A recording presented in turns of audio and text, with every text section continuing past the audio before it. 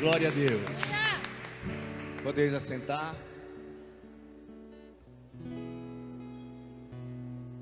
Que bom estarmos juntos, amados.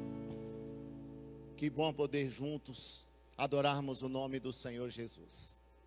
Eu quero compartilhar uma palavra com vocês agora. Se encontra no Evangelho de Lucas.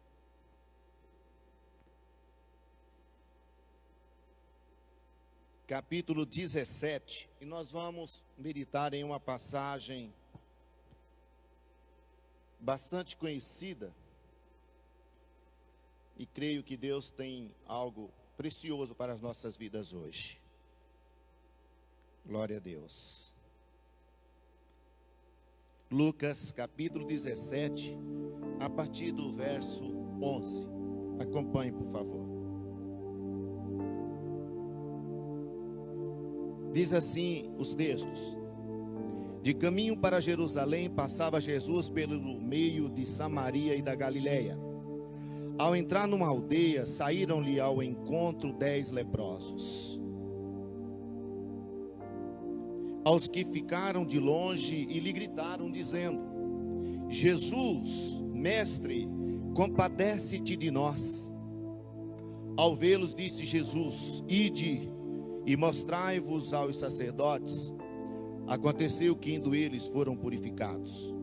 Um dos 10, vendo que fora curado, voltou dando glória a Deus em alta voz, e prostrou-se com o rosto em terra aos pés de Jesus, agradecendo-lhe, e este era samaritano.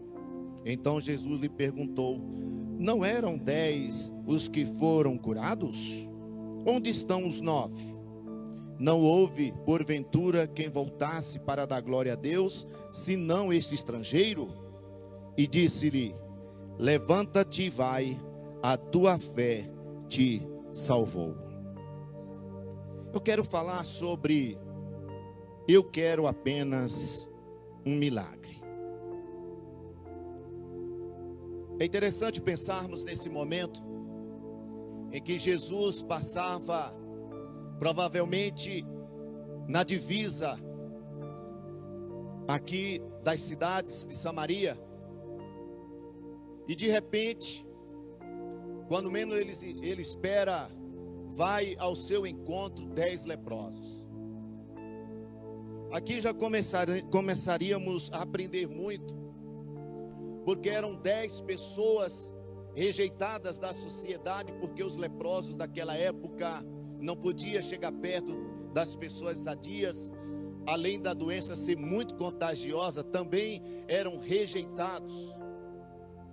A segunda situação é que aquela região de Samaria era um lugar onde os judeus não gostavam. Havia um certo atrito entre os judeus e os samaritanos. Esses 10 leprosos que vão até Jesus, não dá para você definir se todos eram samaritanos, se entre eles havia alguns judeus. Mas esses 10 leprosos, eles vão até Jesus e parando perto, eles gritam. Eles falam daquilo que as suas almas desejavam. Aqueles 10 homens, aquele grupo de homens, naquele momento eles queriam um milagre. Porque, evidentemente, eles já haviam ouvido falar de Jesus. Eles também sabiam que Jesus passaria ali por aquela região. E eles não perderam a oportunidade de pedir um milagre para a sua vida.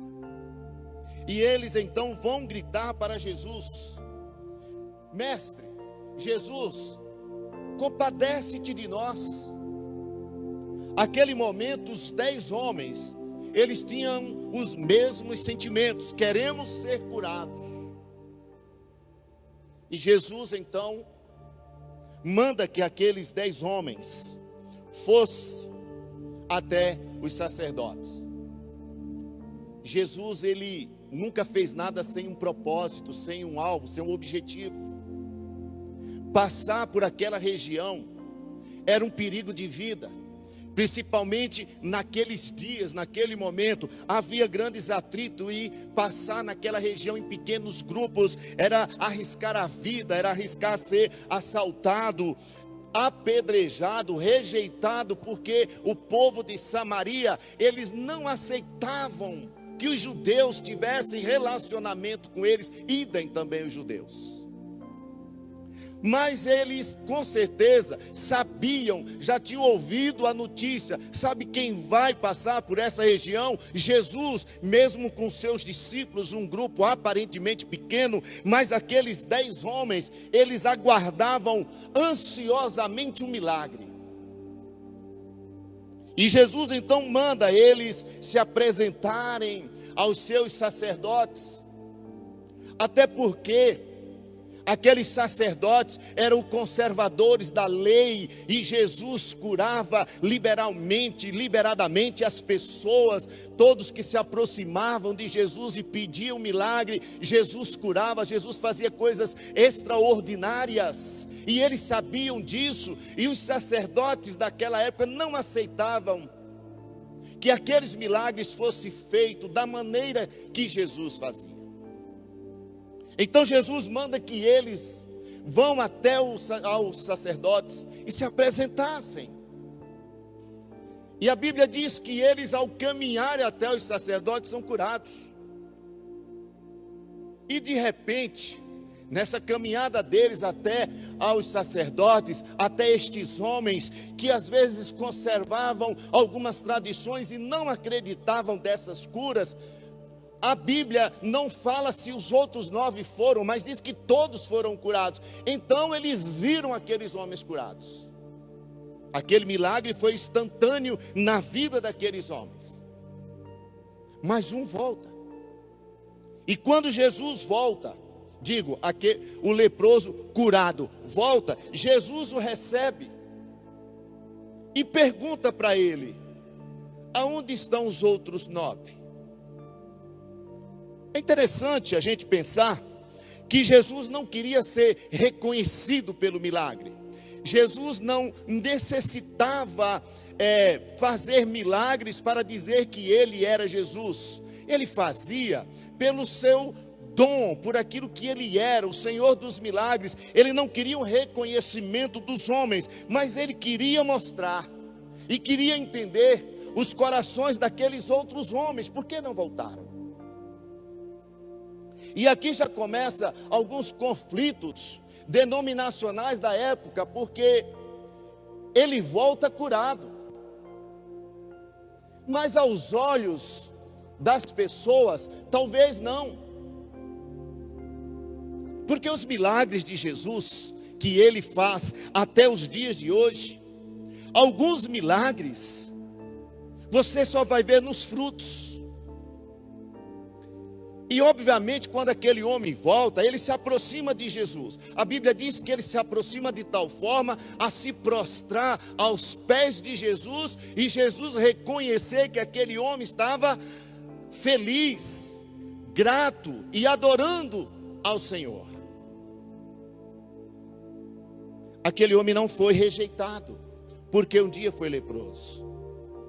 Aquele homem não foi rejeitado por Jesus, embora Jesus olha para ele e pergunta: mas espera aí, esse homem que voltou ainda não é dos nossos.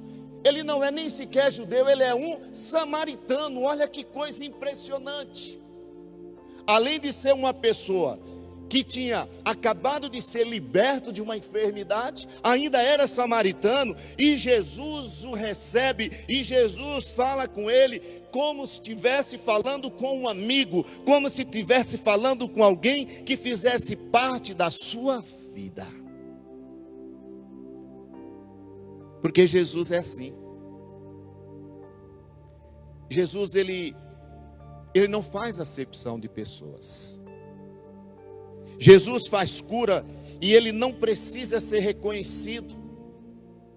Ele apenas pergunta, porque aí vem muitas lições que nós vamos aprender. É que quando Jesus manifesta esse sentimento naquele momento, é porque ele entende por que os outros não vieram. e uma pessoa não da minha raça, não da minha tribo, não do meu povo, termina reconhecendo o milagre de Deus. E aí vem o contexto do tema que eu falei. Algumas pessoas querem apenas o milagre. Porque há alguns estágios nisso. Primeiro, eu quero um milagre porque necessito. E quando eu necessito de um milagre, não me importa as circunstâncias, eu quero esse milagre. E se for necessário, eu me submeto a uma fé, a uma religião, a alguma palavra, porque eu quero esse milagre na minha vida. E às vezes eu faço isso apenas por uma necessidade pessoal, não por um contexto de fé.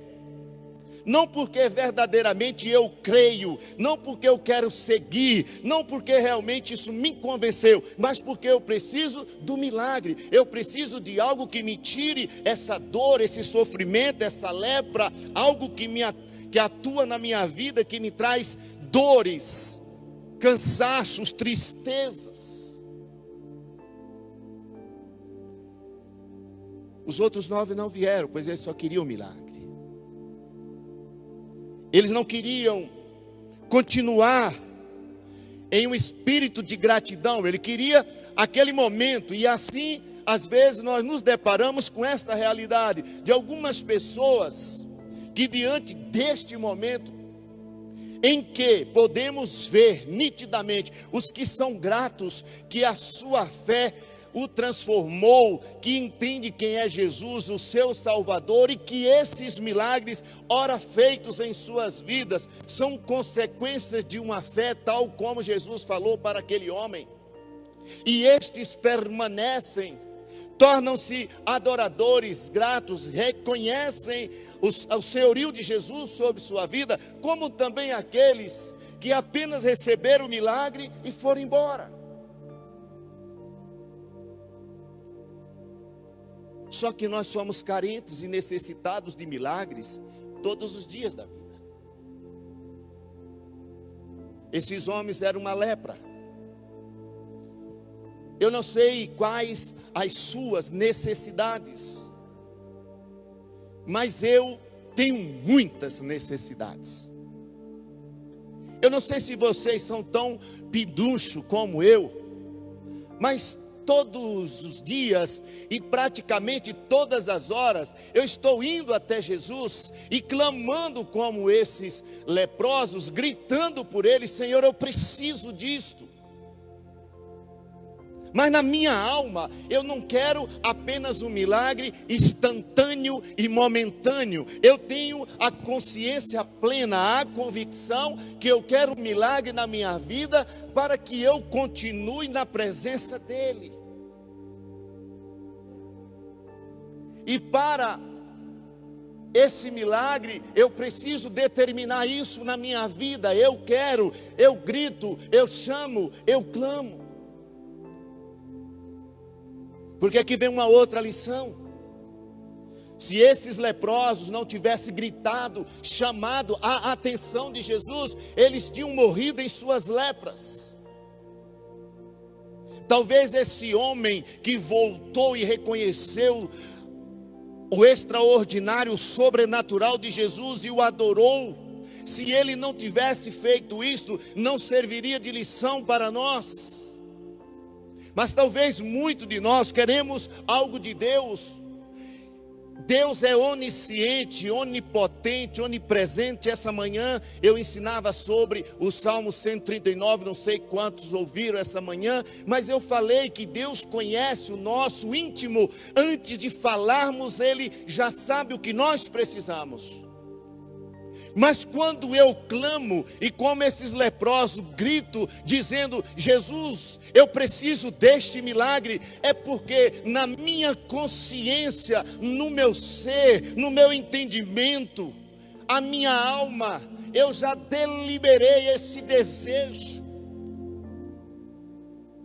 Porque nós somos o agente do milagre de Deus. Pastor, mas eu posso só pensar e Deus vai fazer o milagre? Deus, Ele é soberano em tudo. Mas a Bíblia diz que com a boca se fala daquilo que o coração está cheio. E quando eu clamo a Ele, como diz Filipenses capítulo 4, versículo 6, que todas as vossas ansiedades e necessidades sejam conhecidas diante de Deus, pelas vossas orações e petições. Quando eu clamo, quando eu exponho a minha alma para Deus, é sinal que meu coração se abriu a revelar de mim o meu desejo. É igual quando nós vamos namorar.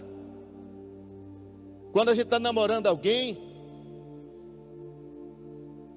nós encontramos com a nossa namorada, o nosso esposo, nossa esposa, e às vezes nós nem precisamos, mas de repente a gente fala: eu te amo, meu bem. E a pessoa até fica assim meio, ora, porque essa declaração de amor? Isso são frutos daquilo que o coração está cheio. Eu quero algo de ti, Jesus. Eu estou falando para ti daquilo que a minha alma, o meu coração já foi conscientizado, convencido que eu preciso de um milagre do Senhor. Aqueles leprosos então clamam por Jesus: ó Jesus, ó Rabi, ó Mestre. Honrarias dada aos homens mais inteligentes, porque alguém ser chamado de rabi, de mestre, chamava-se aos homens mais sábios, fariseus dos fariseus, os doutores da lei. Era chamado de rabi os verdadeiros mestres, aqueles que sobrepujavam em ensinamento e conhecimento. Essa honraria Jesus não necessitava, mas isso faz parte do reconhecimento de alguém que é soberano sobre nós. O que isso implica em honra? Esses homens, mesmo que 9 não voltaram, mas os 10 aliás, entendiam que Jesus era o Senhor. Ele operava milagres. Ele era o Deus revelado no homem, Jesus. Ele era Deus vivo na terra. Esses leprosos, como toda a população, como também os sacerdotes da época, entenderam isso. E Johann Kerrel, ele diz que aquele homem que volta limpo diante de Jesus causa uma admiração expressamente notória e envolvente em toda aquela região. Que coisa impressionante. O que nós aprendemos com isso é que nós também precisamos ter o entendimento da gratidão e reconhecer esse senhorio e darmos testemunho daquilo que Jesus fez em nós e por nós. E não apenas por palavras, mas mostrando a si mesmo. Alguém que agora está limpo, alguém que não precisa se envergonhar, alguém que não precisa se esconder, alguém agora que não se sente mais rejeitado pela sociedade, pelas pessoas, porque as suas lepras foram saradas. Eu poderia levar isso no contexto que essas lepras poderiam e pode ser os pecados, os erros que um dia nós carregamos em nossas vidas, e que talvez por causa dos pecados do passado, por causa dos erros dos passados, algumas pessoas ainda nos veem como leprosos.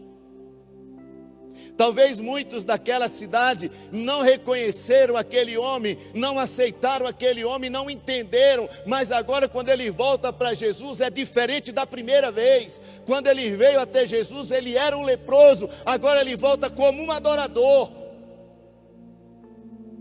um homem que sabia honrar a Deus, um homem grato a Deus. Aleluia.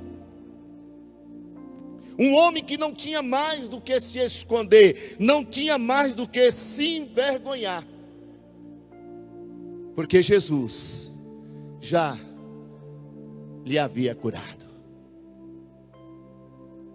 Como nós temos muito a aprender com Jesus.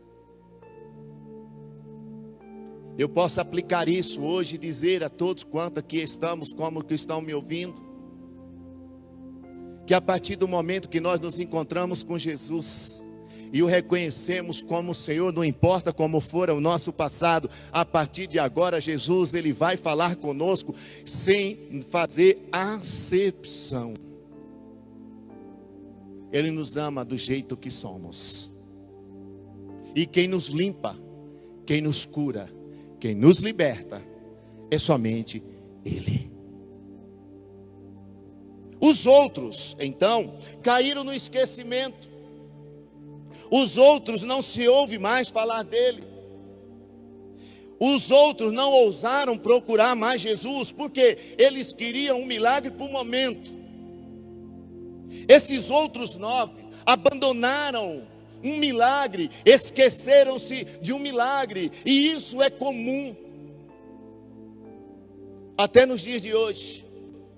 Quando nós estamos em dificuldades, nós corremos, nos desesperamos, oramos, jejuamos e etc, e coisas e tal, e a gente vira crente, a gente vira homens intercessores, intercessoras, nós ficamos crente, aleluia, glória a Deus. Aí Deus, com a sua graça, com o seu infinito poder, opera um grande milagre na nossa vida, e depois que eu estou bem, tudo me vai bem agora, caio no esquecimento. Como disse antes, como se amanhã não fosse precisar, como se todos os dias eu não precisasse, como se as misericórdias dele não precisasse a cada manhã. E a Bíblia vai dizer que as misericórdias do Senhor se renovam a cada manhã, e nós não só precisamos, mas dependemos dela. Talvez muitas pessoas já se esqueceram do que Jesus fez por sua vida.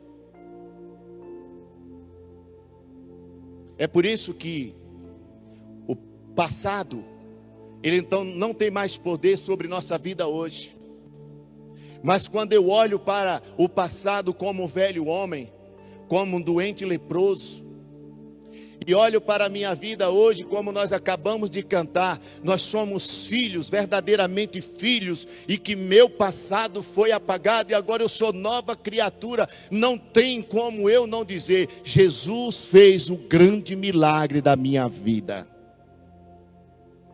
Por isso que, segundo aos Coríntios 5,17, nos respalda em dizermos: se alguém está em Cristo, nova criatura é, as coisas velhas se passaram e tudo se fez novo. Não é que vai se fazer, não é que fará, não, é que fez. A obra de Jesus é plena, é completa. Quando eu faço como esse leproso, eu volto a ser um adorador, um homem grato, uma mulher grata, alguém que entende que Jesus fez um grande milagre na sua vida. Não há como se esquecer.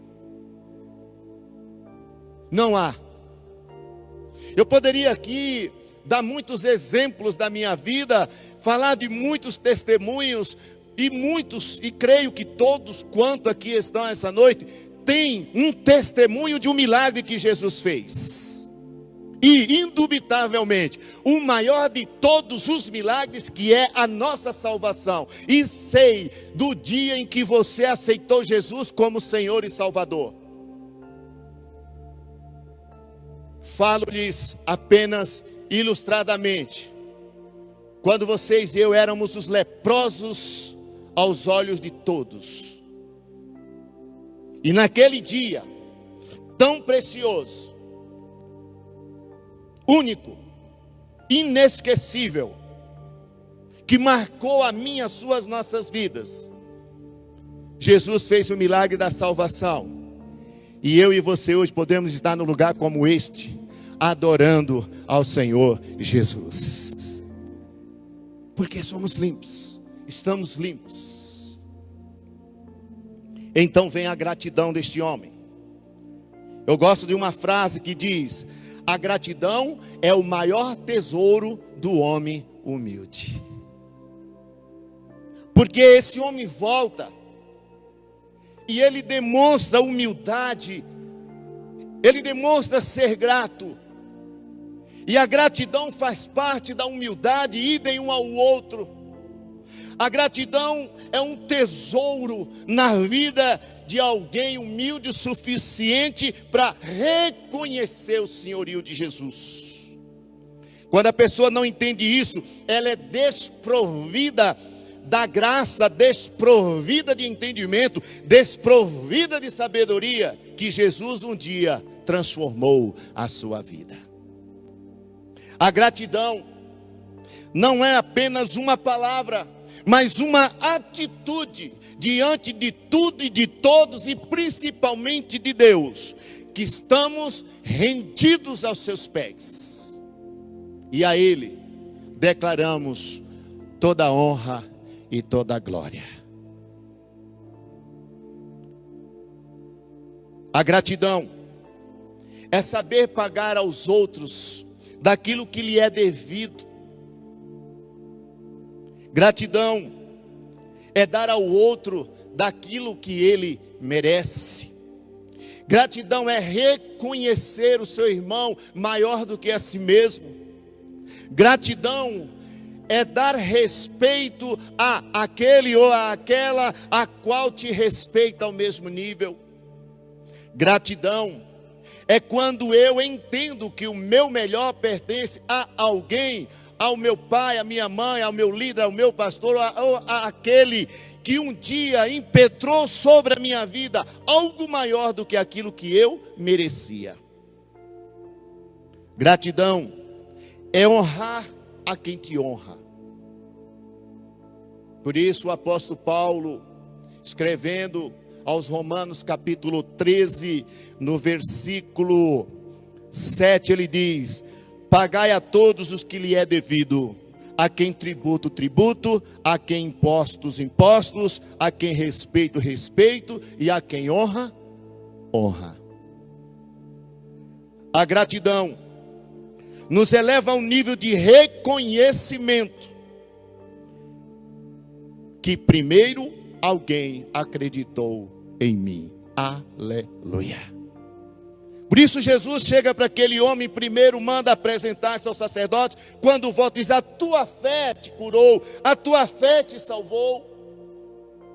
Porque na medida em que eu reconheço, a medida que eu sou grato a Deus, é a medida das bênçãos sobre a minha vida. Pois a gratidão é uma chave espiritual que abre os céus sobre a minha vida, a minha casa, a minha família, o meu ministério, em tudo que faço. Até porque, abrindo aspas, que daria nós ao Senhor por tão grandes coisas que Ele nos tem feito?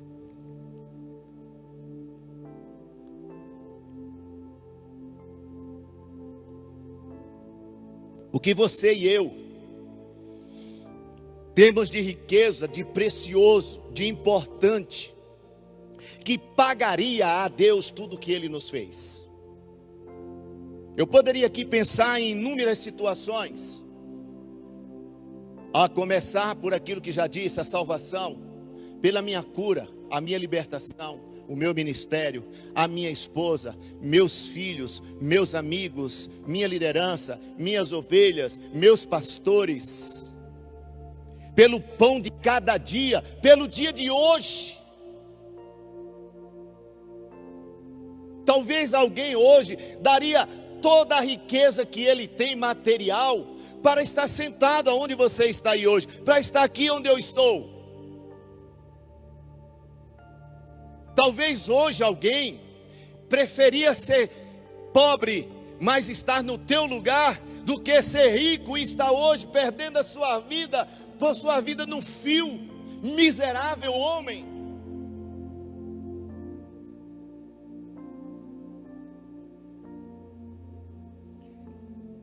Eu costumo pensar que diante das lutas e as dificuldades que já vivemos, ora vivemos, e infelizmente ainda teremos outras lutas e dificuldades. E se você enumerasse em folhas os problemas da tua vida, todas as coisas difíceis e terríveis da sua vida, e você fosse enumerar em outras folhas o que Deus tem feito por sua vida, indubitavelmente as folhas não caberiam de tantas coisas que Deus já fez, faz e fará por você e por mim e por nós. Hoje, isso é testemunho meu, particular meu. Mas hoje, pela manhã, eu estava tomando café com a minha esposa e eu comecei a olhar para ela. E ela olhou para mim uma vez. Mulher tem essa mania, né? Olha uma vez, olha duas, na terceira ela perguntou: o que você está olhando? Coisa de mulher. E eu fiquei olhando para ela. Eu falei: meu Deus, como tu és bom. Há 3 anos atrás eu vi ela morta numa cama. E hoje posso tê-la do meu lado. Que darei eu ao Senhor por coisa tão maravilhosa que ela fez? Curar de um câncer, aonde praticamente é incurável. E na minha vida, estar diante de vocês e pregando, eu sou um milagre vivo. Eu já passei por várias ameaças de infarto. Eu tenho veias entupidas, coronárias entupidas, eu tenho carótidas entupidas, tem um monte de coisas, e Deus tem todos os dias me dado uma nova chance, uma nova oportunidade. Querido, eu tenho 1 bilhão de razões para ao amanhecer dizer: obrigado, Deus, sou grato por ti na minha vida. Estou dando testemunho de mim. E você? Que tem seus pais, seus filhos, tem pessoas que te amam, tem pessoas que te ajudam, te ajudaram. Todos os homens são carentes de Deus. A gratidão me leva a adorar Jesus em todo o tempo. A gratidão faz com que eu busque esse Senhor, grite se necessário for, porque o seu amor é tão grande que Ele é capaz de tirar de mim as enfermidades. E agora eu digo, tanto espiritual como biológica, humana, seja elas quais forem, Ele é tão tremendo que é capaz de me curar apenas para dizer: eu sou o Deus da sua vida.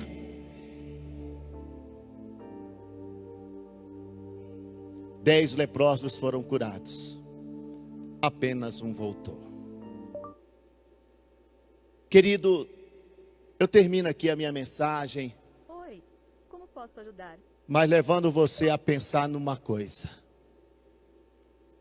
O que você tem de gratidão a Deus hoje, nesses últimos tempos? Porque Deus, de uma forma incomparável, tem cuidado de você, de mim, da sua casa, da sua família e também da nossa igreja. Eu vejo Deus com esse amor inigualável, incomparável, sustentar a igreja dele, cuidar da igreja dele por meio de vocês. Portanto, saibamos que não precisamos de um milagre apenas um dia ou uma só vez. Saibamos que a gratidão é um princípio que abre as janelas do céu sobre nós. E que quando nós reconhecemos o senhorio de Jesus, mostramos a Ele que o reconhecemos e somos gratos, nós somos pessoas que transformamos, mudamos e somos exemplos para todos aqueles que estão à nossa volta. Que Deus faça de você, de mim e de nós, homens gratos a Ele em tudo na vida. Amém? Vamos ficar de pé. Nós vamos